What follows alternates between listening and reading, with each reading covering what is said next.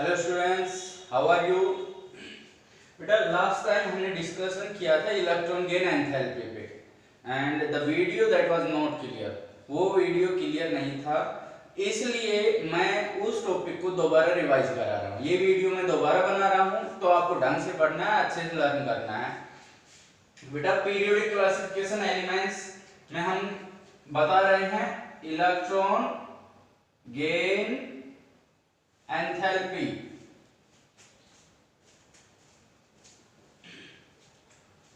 Electron gain enthalpy से पहले हमने डिस्कशन किया था ionisation enthalpy, that is ionisation enthalpy.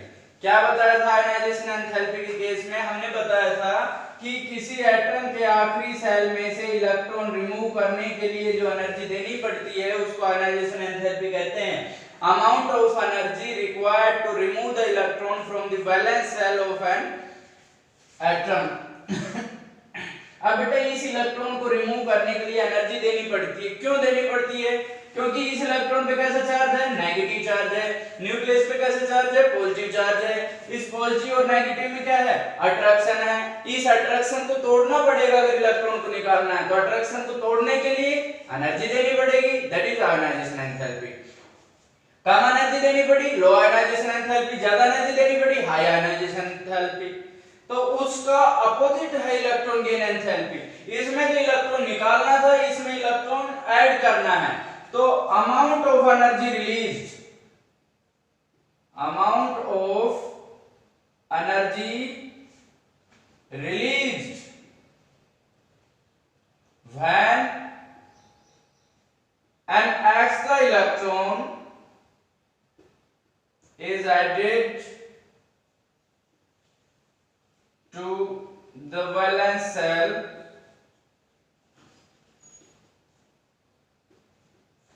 of an atom। बेटा किसी एटम के आखिरी सेल में अगर इलेक्ट्रॉन ऐड करेंगे तो एनर्जी रिलीज होगी। कितनी एनर्जी रिलीज होगी उसको इलेक्ट्रॉन गेन एंथैल्पी कहते हैं। ये कोई एटम है, इसके आखिरी सेल में हमने इलेक्ट्रॉन ऐड किया है। जब इलेक्ट्रॉन ऐड करेंगे तो इसमें से एनर्जी निकलेगी, उस एनर्जी को हम क्या कहेंगे? Electron gain enthalpy. अगर बेटा इलेक्ट्रॉन रिमूव करते हैं तो एनर्जी देनी पड़ेगी, और अगर इलेक्ट्रॉन ऐड करते हैं तो एनर्जी रिलीज होगी। इलेक्ट्रॉन ऐड भी आखिरी सेल में करते हैं और इलेक्ट्रॉन रिमूव भी आखिरी सेल से करते हैं। If you want to remove the electron, we have to remove electron from the valence shell. ठीक है बेटा, इलेक्ट्रॉन रिमूव करना है तो एनर्जी देनी पड़ेगी। क्यों देनी पड़ेगी? अट्रैक्शन को तोड़ना है। इस केस में जब हम इलेक्ट्रॉन ऐड करेंगे वैलेंस सेल में तो एनर्जी रिलीज होगी। क्यों होगी? क्योंकि इलेक्ट्रॉन पे नेगेटिव चार्ज है, न्यूक्लियस पे पॉजिटिव चार्ज। जब दो चार्ज आपस में एक दूसरे को अट्रैक्ट करते हैं तो उस दौरान एनर्जी रिलीज होती है। इलेक्ट्रॉन ऐड होगा, एनर्जी रिलीज होगी। तो जो एनर्जी रिलीज होगी वो कैसी होगी? उसको हम नेगेटिवली लेते हैं। जैसे मैं कहूं first electron gain enthalpy, first electron gain enthalpy is taken as negative। Negative ली जाएगी बेटा फर्स्ट। अब पहले तो फर्स्ट इलेक्ट्रॉन गेन एंथैल्पी क्या होती है वो मैं आपको बताता हूं। पहला जो इलेक्ट्रॉन ऐड करेंगे तब जो एनर्जी रिलीज होगी दैट इज फर्स्ट। दूसरा ऐड करेंगे जब जो एनर्जी रिलीज होगी या गेन होगी तो उसको हम क्या कहेंगे? Second electron gain enthalpy. तो जब भी हम फर्स्ट इलेक्ट्रॉन गेन एंथैल्पी लेते हैं वो नेगेटिव होती है। नेगेटिव क्यों होती है? इलेक्ट्रॉन ऐड किया, एनर्जी रिलीज हो रही है। हमने कहा था if absorption of energy takes place it is endothermic, del H positive. If evolution of energy takes place it is exothermic, del H negative. तो क्योंकि एनर्जी रिलीज हो रही है, एनर्जी रिलीज हो रही है तो कैसा होगा? del H नेगेटिव होगा, एक्सोथर्मिक प्रोसेस हो जाएगा। But second electron gain enthalpy, second electron gain enthalpy is taken as positive। बेटा जो सेकंड इलेक्ट्रॉन गेन एंथैल्पी है वो पॉजिटिव होती है। कहने का मतलब एक इलेक्ट्रॉन ऐड करने के बाद जब हम दूसरा इलेक्ट्रॉन ऐड करेंगे तो इलेक्ट्रॉन गेन एंथैल्पी पॉजिटिव ली जाएगी। Means absorption of energy will takes place. भाई बहुत इंपॉर्टेंट पॉइंट है, ध्यान से समझना है आपको। जब हमने ये पहला इलेक्ट्रॉन ऐड किया, जब किसी एटम में हम इलेक्ट्रॉन ऐड करते हैं तो उस पे नेगेटिव चार्ज आता है, 1 आयन बन जाता है, पता है आपको, क्योंकि इलेक्ट्रॉन पे नेगेटिव है। जब नेगेटिव ऐड करेंगे तो पूरे एटम पे कैसा चार्ज आ गया, नेगेटिव। तो फर्स्ट के बाद जब हम इसमें सेकंड इलेक्ट्रॉन ऐड करेंगे तो इस इलेक्ट्रॉन और इस नेगेटिव चार्ज में बेटा रिपल्सन हो जाएगी। क्यों, एटम पे भी नेगेटिव चार्ज था, इस इलेक्ट्रॉन पे भी नेगेटिव, रिपेल करेगा, ये ऐड नहीं हो पाएगा। तो इस इलेक्ट्रॉन को ऐड करने के लिए हमें इस एटम में एनर्जी सप्लाई करनी पड़ेगी। Because adsorption of energy takes place, it means it is positive. तो जब फर्स्ट इलेक्ट्रॉन गेन एंथैल्पी की हम बात करेंगे तो नेगेटिव लेंगे, लेकिन जब सेकंड की बात करेंगे तो वो कैसे ली जाएगी, पॉजिटिव ली जाएगी, ध्यान रखिएगा। फिर हम आगे चलते हैं, इलेक्ट्रॉन गेन एंथैल्पी की यूनिट क्या होती है, unit of electron gain enthalpy. Unit same होगी बेटा जो कि हमने पढ़ी थी आयोनाइजेशन एंथैल्पी। एक एटम के लिए देखेंगे तो इलेक्ट्रॉन वोल्ट पर एटम, और अगर एक मोल की बात करेंगे तो हम कहेंगे kilo joule per mole. These are the units. तो आपको इन दोनों को पता होना चाहिए, आयोनाइजेशन एंथैल्पी की यूनिट के बारे में और इलेक्ट्रॉन गेन एंथैल्पी की यूनिट के बारे में आपको अच्छे से पता होना चाहिए। इसके बाद बेटा कौन कौन से फैक्टर हैं जो इलेक्ट्रॉन गेन एंथैल्पी को अफेक्ट करते हैं। Factors affecting electron gain enthalpy, factors affecting electron gain enthalpy.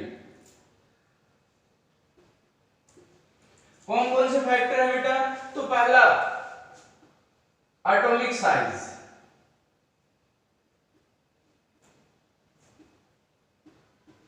अब देखिए एक चीज मैं समझाता हूं, जैसे मेरे पास दो एटम है,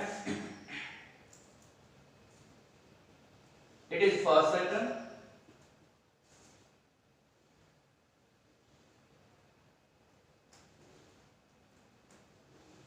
इट इज सेकंड एटम। हमने दोनों ही केस में इलेक्ट्रॉन ऐड करना है, हम इसको भी इलेक्ट्रॉन दे रहे हैं और इसको भी इलेक्ट्रॉन दे रहे हैं। अब आप देखिएगा जिस भी केस में इलेक्ट्रॉन जल्दी ऐड होगा उसमें एनर्जी रिलीज ज्यादा होगी। जैसे मैं इसमें इलेक्ट्रॉन दे रहा हूं, इसमें दे रहा हूं, किस केस में जल्दी इलेक्ट्रॉन गेन होगा, जिसका साइज छोटा है बेटा। क्यों, क्योंकि न्यूक्लियस पे पॉजिटिव चार्ज है, ये नजदीक है इस इलेक्ट्रॉन के, जल्दी खींचेगा और जितना जल्दी अट्रैक्ट होगा उतनी ही ज्यादा क्या होगी बेटा, एनर्जी रिलीज होगी। इस केस में साइज बड़ा है, जब हम इलेक्ट्रॉन ऐड करेंगे तो ये पॉजिटिव चार्ज दूर है, ये इसको आसानी से अट्रैक्ट नहीं कर पाएगा, अट्रैक्ट नहीं कर पाएगा तो एनर्जी कम रिलीज होगी। ध्यान रखिएगा छोटा साइज इलेक्ट्रॉन को जल्दी गेन करेगा तो एनर्जी भी ज्यादा रिलीज होगी, इसमें कम होगी।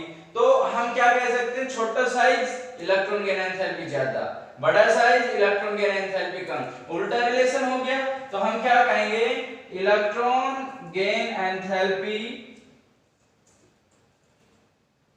is inversely proportional to atomic size। Atomic size बड़ा, इलेक्ट्रॉन गेन एंथैल्पी कम, एटॉमिक साइज छोटा, इलेक्ट्रॉन गेन एंथैल्पी ज्यादा। तो एटॉमिक साइज और इलेक्ट्रॉन गेन एंथैल्पी में इनवर्स रिलेशन है। दूसरा हम बात करें इफेक्टिव न्यूक्लियर चार्ज, या न्यूक्लियर चार्ज भी आप कह सकते हो, effective nuclear charge. Effective nuclear charge का मतलब है न्यूक्लियस पे कितना पॉजिटिव चार्ज है। जिस केस में न्यूक्लियस पे पॉजिटिव चार्ज ज्यादा होगा तो वो इलेक्ट्रॉन को जल्दी अट्रैक्ट करेगा, पॉजिटिव चार्ज कम है तो देर में अट्रैक्ट करेगा। तो जितना ज्यादा इफेक्टिव न्यूक्लियर चार्ज होगा उतनी ही इलेक्ट्रॉन गेन एंथैल्पी बेटा ज्यादा होगी। तो हम कह सकते हैं कि electron gain enthalpy is directly proportional to effective nuclear charge, effective nuclear charge। तो बेटा दोनों फैक्टर आपको समझ आ गए होंगे। थर्ड फैक्टर पे चलते हैं, that is electronic configuration. Third point है इलेक्ट्रॉनिक कॉन्फ़िगरेशन। Electronic configuration. बेटा जो फुल्ली फिल्ड एटॉमिक ऑर्बिटल है, जैसे कि मैं नियॉन की बात करूं, नियॉन में 10 इलेक्ट्रॉन्स होते हैं, 2 है और 8 है। लास्ट सेल में 8 इलेक्ट्रॉन्स हैं, मींस ये कंप्लीटली फिल्ड है, ना इलेक्ट्रॉन लेना चाहेगा ना इलेक्ट्रॉन देना चाहेगा। तो क्योंकि अब ये इलेक्ट्रॉन गेन नहीं कर रहा है, तो इलेक्ट्रॉन गेन कराने के लिए हमने बताया था we have to supply the energy, means absorption of energy takes place, means del H कैसा हो जाएगा, पॉजिटिव हो जाएगा। तो electron gain enthalpy completely filled atomic orbital के लिए पॉजिटिव होती है। कंप्लीटली फिल्ड की मैं बात करूं, जो कंप्लीटली फिल्ड है, ऑक्टेट पूरा है, जैसे कि 1s2 2s2 2p6, ये है नियॉन के लिए। तो कंप्लीटली फिल्ड क्या होता है, 2 2 and 2। अगर सारे ऑर्बिटल फिल्ड हैं, पेयर्ड इलेक्ट्रॉन्स हैं, तो उसको कंप्लीटली फिल्ड कहते हैं। अब इसमें इलेक्ट्रॉन ऐड करना है तो हमें एनर्जी सप्लाई करनी पड़ेगी, absorption of energy takes place करेगा, डेल H पॉजिटिव हो जाएगा, इलेक्ट्रॉन गेन एंथैल्पी पॉजिटिव रहेगी। So these are the main 3 factors which affects electron gain enthalpy. अब मैं वेरिएशन पढ़ाता हूं कि अगर हम लेफ्ट टू राइट जाएंगे पीरियड में तो कैसे वेरिएट करेगी, और टॉप टू बॉटम जाएंगे तो क्या होगा। तो वेरिएशन की बात करते हैं अब हम। Variation of electron gain enthalpy, तो मैं बात करता हूं पहला in a period. In a period, period आपको पता है, पीरियड होता है लेफ्ट टू राइट, 7 पीरियड्स होते हैं। तो लेफ्ट टू राइट जब जाते हैं तो एटॉमिक साइज डिक्रीज होता है, हमने पढ़ा था। अभी कुछ देर पहले हमने पढ़ा कि अगर एटॉमिक साइज जितना छोटा होगा उतनी इलेक्ट्रॉन गेन एंथैल्पी ज्यादा होगी। इनवर्स रिलेशन है, लेफ्ट टू राइट जा रहे, साइज छोटा हो रहा है तो इलेक्ट्रॉन गेन एंथैल्पी क्या होगी, इंक्रीज होगी। तो आपको क्या लिखना है, when we move in a period left to right atomic size decreases, और एटॉमिक साइज जितना छोटा है इलेक्ट्रॉन गेन एंथैल्पी उतनी ही ज्यादा है। तो हम कहेंगे atomic size decreases when we move left to right in a period, atomic size decreases, hence electron gain enthalpy increases। ये बात याद रखनी है आपको। दूसरा, अगर हम बात करें ग्रुप की, इन ए ग्रुप का आपको पता है टॉप टू बॉटम 18 ग्रुप्स होते हैं। टॉप टू बॉटम जाए तो नंबर ऑफ सेल्स इंक्रीज होती है, एटॉमिक साइज बढ़ रहा है। एटॉमिक साइज और इलेक्ट्रॉन गेन एंथैल्पी में इनवर्स रिलेशन है, तो आप क्या कहोगे, atomic size increases in a group, atomic size increases, hence electron gain enthalpy decreases। तो बेटा left to right electron gain enthalpy बढ़ती है, टॉप टू बॉटम घटती है। अब यहाँ पर एक एक्सेप्शनल केस है, बहुत इंपॉर्टेंट है, कई जगह पूछा, इवन +2 के सिलेबस में भी है, +2 सीबीएसई बोर्ड में पूछा गया है, कंपटीशन में पूछा जाता है कि अगर हमारे पास फ्लोरीन और क्लोरीन है, out of fluorine and chlorine which have greater electron gain enthalpy,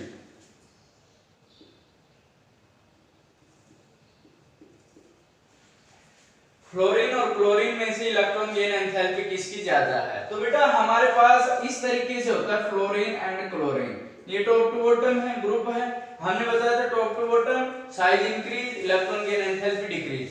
तो उस हिसाब से फ्लोरीन की इलेक्ट्रॉन गेन एंथैल्पी कम होनी चाहिए और फ्लोरीन की ज्यादा होनी चाहिए, क्लोरीन की कम होनी चाहिए, क्योंकि टॉप टू बॉटम डिक्रीज हो रही है। लेकिन यहां होता उल्टा है, chlorine has greater electron gain enthalpy than fluorine, और ऐसे क्वेश्चन ज्यादा पूछे जाते हैं। वजह सिंपल सी है, बता देता हूं मैं। फ्लोरीन हैव 9 इलेक्ट्रॉन्स तो electronic configuration 1s2 2s2 and 2p5 means 2 and 7। तो मैं इसका एटॉमिक स्ट्रक्चर बनाता हूं। ये एटम है फ्लोरीन का, इसमें फर्स्ट सेल में 2 इलेक्ट्रॉन्स हैं और सेकंड सेल में 7 1 2 3 4 5 6 7 फ्लोरीन हो गया बेटा। अगर मैं क्लोरीन की बात करूं 17 है, 2 8 and 7 इलेक्ट्रॉन, ये है बेटा। तो इसका एटॉमिक स्ट्रक्चर मैं बनाता हूं इस तरीके से। फर्स्ट सेल में 2 इलेक्ट्रॉन्स, सेकंड में 8 1 2 3 4 5 6 7 8 और जो थर्ड सेल है उसमें 7 1 2 3 4 5 6 7 इस तरीके से है बेटा। अब फ्लोरीन का साइज छोटा होता है तो इलेक्ट्रॉन जल्दी गेन करेगा, तो इलेक्ट्रॉन गेन एंथैल्पी ज्यादा होनी चाहिए क्योंकि ज्यादा एनर्जी रिलीज करेगा। लेकिन बेटा इसका साइज कुछ ज्यादा ही छोटा है, छोटा जो होना चाहिए उससे भी छोटा है और इलेक्ट्रॉन ज्यादा 7 इलेक्ट्रॉन्स है। छोटा साइज और लास्ट सेल में 7 इलेक्ट्रॉन्स। ये इलेक्ट्रॉन पे देखो नेगेटिव चार्ज होता है, ये एक दूसरे को रिपेल करेंगे। छोटा साइज होने की वजह से छोटी जगह पे बेटा 7 इलेक्ट्रॉन है, नजदीक नजदीक हैं, रिपेल करेंगे और हम एक एक्स्ट्रा इलेक्ट्रॉन और देने जा रहे हैं। ये खुद ही रिपेल कर रहे हैं, और इलेक्ट्रॉन ऐड करेंगे तो उसको उतनी आसानी से ये गेन नहीं कर पाएगा। मींस छोटा घर और मेहमान भी आ रहा है तो वही कहानी हो जाएगी, अतिथि तुम कब जाओगे, तो ये इसको आसानी से गेन नहीं कर पाता। वहीं अगर इसकी बात करें तो उसके कंपैरिजन में इसमें जगह काफी है, इसमें इलेक्ट्रॉन ऐड करेंगे तो ये उसके कंपैरिजन में थोड़ा सा जल्दी इलेक्ट्रॉन गेन कर लेगा। और मैंने बताया था जो जल्दी इलेक्ट्रॉन गेन करेगा वो एनर्जी भी ज्यादा रिलीज करेगा। तो out of fluorine and chlorine have greater electron gain enthalpy than fluorine। Reason मैंने आपको बताया है, तो इस रीजन को आपको अच्छे से पढ़ना है। जो चीजें आज पढ़ाई है इसको बढ़िया से तैयार करना है। नेक्स्ट टाइम फिर मिलते हैं। Thank you.